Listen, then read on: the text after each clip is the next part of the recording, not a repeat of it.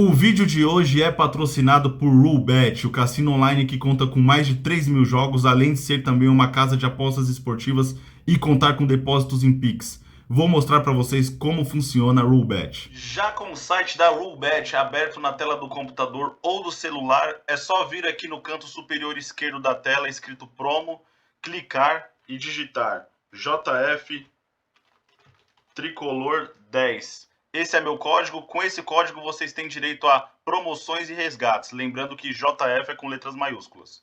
Além do fato da Roulbet contar com inúmeras opções de jogos para você estar se divertindo e também fazendo sua aposta. Hoje, rapaziada, eu vou estar fazendo uma demonstração do jogo Roulette. E já com o jogo aberto na tela do computador é muito simples, rapaziada. É só vocês selecionarem o número que vocês querem apostar. Vou apostar 5 aqui. Vou apostar no número 18, no número 25 e no número 9. E aí, torcer para que caia um desses números.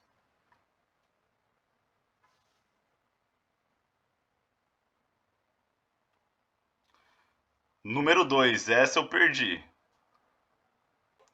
Vamos novamente. Vamos selecionar 23, 9, 7, 16 e 30.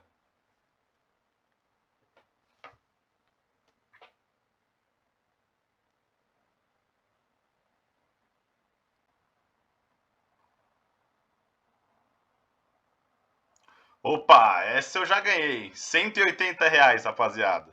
Lembrando que com o Roulbet vocês podem estar fazendo o depósito de vocês via Pix. Só clicar nesse canto central da tela escrito depósito, clicar em Cash, clicar em Pix e aí vocês colocam os dados de vocês. E também, rapaziada, não se esqueça que o Roulbet é um site para maiores de 18 anos. E vamos aí para mais um vídeo no canal. É o seguinte, rapaziada, neste vídeo vamos estar analisando os confrontos da 24ª rodada do Campeonato Brasileiro, falando nossos palpites também, né? Jogos importantíssimos. A gente vai ter aí um Fluminense e Palmeiras no Maracanã, jogaço. Vamos estar falando também de São Paulo e Fortaleza. Situação complicada do São Paulo, hein? Incrível que, porra, o São Paulo não tem sequência nesse Campeonato Brasileiro, tem que ter. Tem que ganhar uns 2, 3 jogos seguidos e vai pegar uma pedreira. Fortaleza aí numa sequência absurda, 4 vitórias seguidas. Tem clássico também, Botafogo e Flamengo, enfim, tem o jogo do Corinthians aí enfrentando o Red Bull. Muita coisa pra gente conversar sobre essa rodada, rapaziada.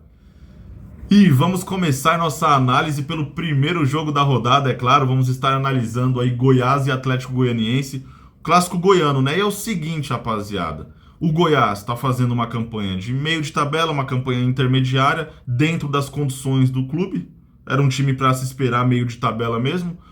E o Atlético Goianiense numa situação delicada no Campeonato Brasileiro, já caiu na Copa do Brasil, estava vivendo um sonho nas Copas, né? Mas chegou aonde podia. Corinthians passou por cima. Campeonato Brasileiro ainda não estabeleceu uma reação. E tem o jogo mais importante da história do Atlético Goianiense no meio de semana agora contra o São Paulo, né?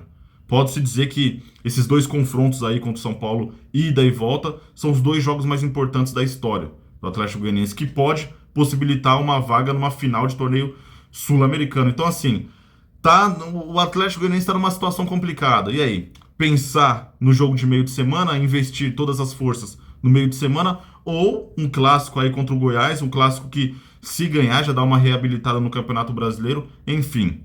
Não se sabe qual que vai ser a escalação, não se sabe o que o Jorginho vai fazer, mas meu palpite é o seguinte, meu palpite, o Atlético Goianiense continua na zona do rebaixamento. Eu vou de Goiás 2, Atlético Goianiense 1, e olha, Atlético Goianiense dificilmente vai escapar, viu? Dificilmente escapa desse Z4. Vamos falar agora de Coritiba e Avaí, que se enfrentam no Couto Pereira. E é o seguinte, dois times numa situação, cara, o Coritiba não ganha de ninguém, é incrível. O Coritiba jogando em casa, jogando fora, tem uma dificuldade absurda de ganhar jogos. O Avaí, idem, o Avaí conseguiu perder o jogo lá no finalzinho pro Internacional. Situação complicada de ambos, grandes chances de caírem para a Série B. Um jogo truncado. Eu vou de 1-0 Coritiba nesse jogo, rapaziada, porque tá na hora do Coritiba tentar esboçar alguma reação, né? Jogando em casa, enfim, a torcida comparece. A torcida do Coxa, ela é bem fanática, você vê sempre lotado o estádio e estão fazendo a parte deles, né? Falta dentro de campo o time também fazer a parte. Nesse jogo aí eu vou de vitória do Coritiba, mas totalmente sem convicção. Pode acontecer de tudo, viu, nessa partida.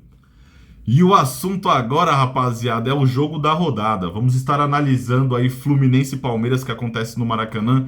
E é o seguinte, pela terceira vez aí o Palmeiras pegando o vice-líder, né? Já pegou o Corinthians na vice-liderança, o Flamengo semana passada na vice-liderança, agora o Fluminense na vice-liderança. E é aquilo, a briga é para ver quem vai ser o vice do Palmeiras esse ano, porque o título, sinceramente, eu não consigo ver saindo das mãos do Palmeiras.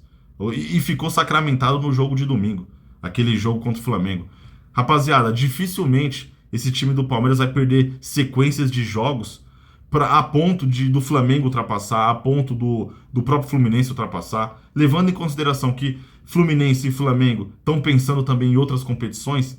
Cara, esquece. É um time altamente resiliente, esse time do Palmeiras, mesmo quando não faz uma grande partida, mesmo quando não consegue ali fazer um bom jogo, não perde. É simples assim. O Palmeiras, mesmo não jogando bem em alguns jogos, vai lá, consegue um empate, ou até mesmo consegue a vitória. Teve alguns jogos aí que o Palmeiras não jogou bem e ganhou. E o torcedor, ó, o torcedor não tá nem aí, o torcedor quer ver o time desse jeito mesmo, não importa. Não importa se o time vai encantar, não importa se o time vai jogar mal, o torcedor quer que o time ganhe. O torcedor quer que o time busque pelo menos um empate. E é isso que o Palmeiras faz todo o jogo. Não adianta a mídia criticar. Esses dias aí, ontem, se eu não me engano, o Mauro César meteu o pau no Palmeiras, falou que joga feio desde 2016. E daí, Mauro César? Palmeiras joga feio desde 2016. Primeiro, eu discordo disso. Em certos momentos, o Palmeiras jogou muito bonito. De fato, em alguns momentos, o Palmeiras não jogou bonito, mas é eficiente. Consegue as vitórias, consegue títulos. Se o São Paulo jogar feio durante 10 anos, rapaziada, e nesses 10 anos ganhar título todo ano, pra mim vai estar lindo, maravilhoso. Então, assim, pra esse jogo, Fluminense 1, Palmeiras 2, Palmeiras sai vitorioso. E em relação ao Fluminense é o seguinte, é um time que, cara, ninguém sabe, né? Time do Diniz, eu sempre falo aqui, eu não confio em time do Diniz. A prova disso é o jogo aí do meio de semana contra o Corinthians. Abriu as pernas, não conseguiu jogar bola, o tempo todo cruzando bola pro Cano. E o Corinthians no contra-ataque foi lá, conseguiu o empate, mas se não fosse a burrice do Fagner, se não fosse o Fagner parecer um rinoceronte jogando futebol, o Corinthians tinha vencido o Fluminense lá no Maracanã. E como o Palmeiras é muito mais time que o Corinthians, acredito nessa vitória do Palmeiras. E vamos falar agora de Ceará e Atlético Paranaense que se enfrentam no Castelão. É o seguinte, rapaziada, o Ceará com um treinador novo, né, Lúcio Gonçalves, que por acaso ele é ídolo no Atlético Paranaense. Não sei ainda se ele vai estar comandando o time nesse jogo.